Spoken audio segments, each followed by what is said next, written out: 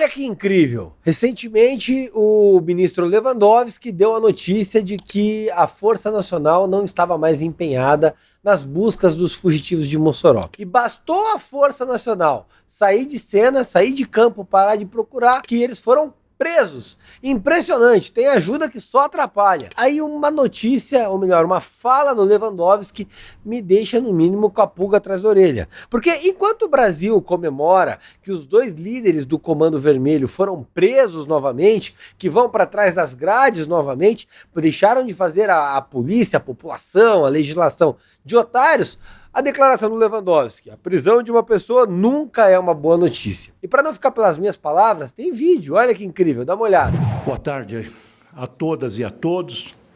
É um grande prazer vê-los reunidos aqui.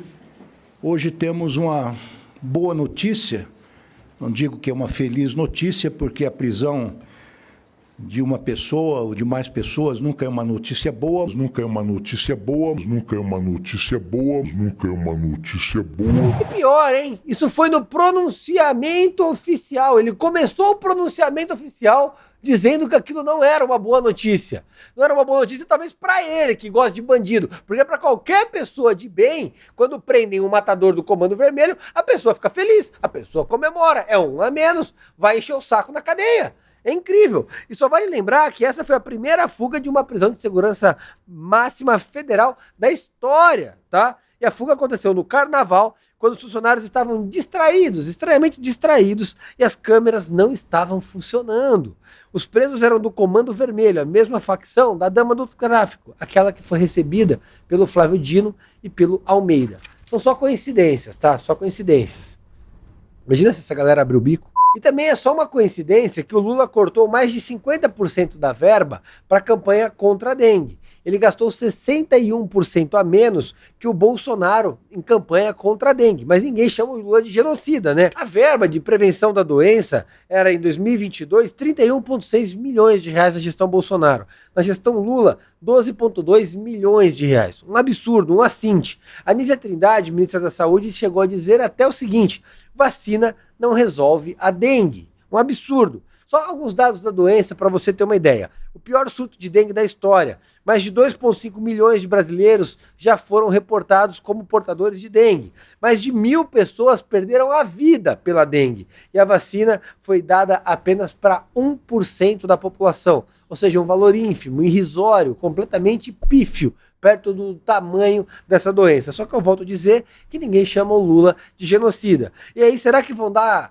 48 horas para a ministra do Lula explicar a situação vergonhosa na saúde? Será que vai ter ministro dando 48 horas para ela explicar o genocídio que ela está praticando como ministra da Saúde na negligência contra a dengue? E pior, hein? E pior, porque hoje a ponta da esquerda tá nojenta. A esquerda começou a atacar o Conselho de Medicina por ser contra o aborto de bebês de 22 semanas. 22 semanas é tempo.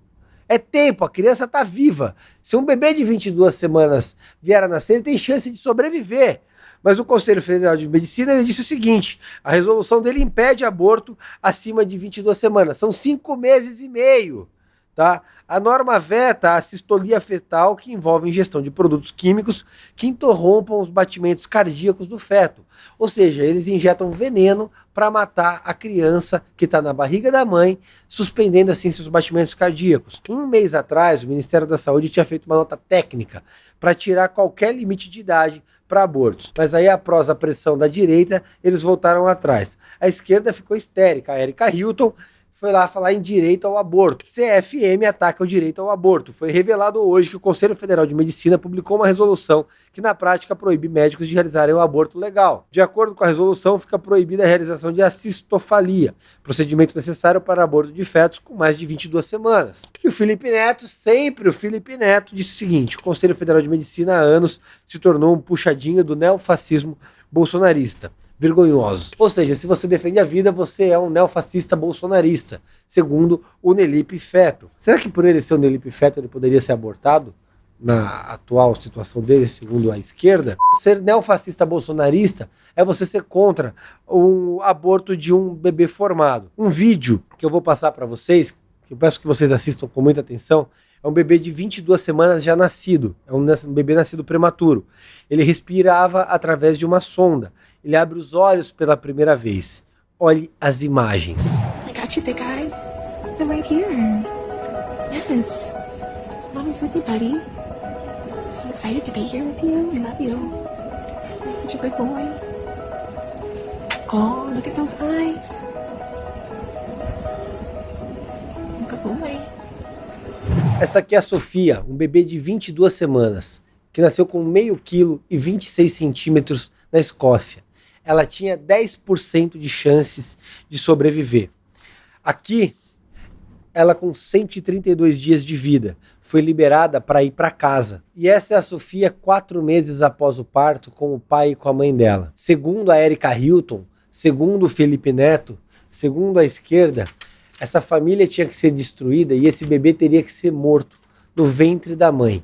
Qualquer bebê dessa idade poderia ser assassinado dentro do ventre da mãe. Se você não fica arrepiado, se você não fica escandalizado com isso, eu acho que a sua humanidade já acabou. Porque não existe humanidade dentro de nenhum esquerdista. E olha que interessante, o Rui Costa da Casa Civil foi denunciado por compra de superfaturados na Bahia. O atual ministro da Casa Civil, quando era governador da Bahia, teria autorizado a compra de respiradores durante a pandemia que nunca foram entregues. A Polícia Federal vê irregularidades em 48 milhões de reais.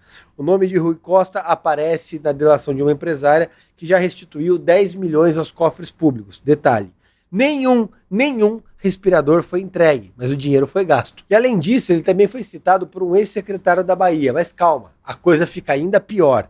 Segundo o antagonista, a polícia recusou a colocar o nome do ministro do Lula nos depoimentos prestados sobre a fraude em respiradores. Mas para a imprensa, está aqui o grande Josias de Souza, inquérito que cita Rui Costa vai virar a Disney do bolsonarismo. Ou seja, segundo Josias, o inquérito que menciona o Rui Costa em 48 milhões de respiradores que não foram entregues durante a pandemia, ou seja, pessoas podem ter perdido a vida por conta da corrupção e dos desvios no governo Rui Costa, vai virar a Disney do bolsonarista. E eu então, segundo o Josias, estou aqui chafurdando num ministro do Lula, não por ele ser corrupto, não por ele ser denunciado, não, nada disso. Eu estou aqui chafurdando porque eu adoro denunciar o ministro do Lula, e não porque ele é um canalha. Mais canalha que o Rui Costa, só o Josias que faz esse protótipo, esse pseudo-jornalismo, simplesmente para difundir notícias para a própria militância burra, acéfala, estúpida, como toda a esquerda. E o mercadante, o cara do mercado, pode ser o novo presidente da Petrobras. Eu acho interessante, cara, porque ele é um dos caras mais imbecis em termos de mercado e ele chama mercadante. Acontece que o senador petista, atual presidente da Petrobras, o Jean Paul Prats, pode ser demitido da Petrobras. Ele que não deveria ter nem sido contratado, porque não atendia os requisitos da lei que depois foi modificada para ajudá-lo. No lugar, pode entrar o mercadante. Cara, vamos relembrar o mercadante. Põe o mercadante no mercado. Esse era o Brasil da inflação. Esse era o Brasil do Cruzeiro. Quando você vinha para o supermercado fazer suas compras, a cada dia, a cada semana, todos os meses, os preços iam aumentando. Você ia comprar um pacote de maisena, um mês depois era 15% a mais. Agora não, nós estamos vivendo o Brasil do cruzado. O Brasil em que a dona de casa, na maioria das vezes, vai fazer a compra com uma lista da Sunab, com uma lista do governo, que fixou os preços dos produtos, que congelou os preços. Sabe o que é pior? É esse gênio, esse completo idiota que pode assumir a Petrobras. E os petistas estão incomodados, não é porque vão nomear o mercadante, que é uma besta desprovida de qualquer intelecto. Não, eles estão incomodados porque o Jean Paul Prats não aceita as imposições do governo Lula. E aí, a última treta. Por pressão do governo, a Petrobras mudou a distribuição de dividendos. A mudança fez com que a empresa perdesse 56 bilhões de reais. Bilhões de reais em um único dia. É metade do orçamento de São Paulo em um dia de incompetência petista à frente da Petrobras. E o Prats era contra a mudança, mas ele sucumbiu porque ele não tem envergadura moral para segurar o que o PT quer. E vale lembrar que eu entrei na justiça contra a indicação de Jean Paul Prats, que também é do mercadante. Só que, infelizmente, o governo Lula foi mendaz, foi ardiloso, sorrateiro, e foi lá e modificou a lei, contou com a leniência do judiciário, e infelizmente esses imbecis foram nomeados e agora o Mercadante pode ser nomeado na Petrobras, o que vai acabar de naufragar a empresa.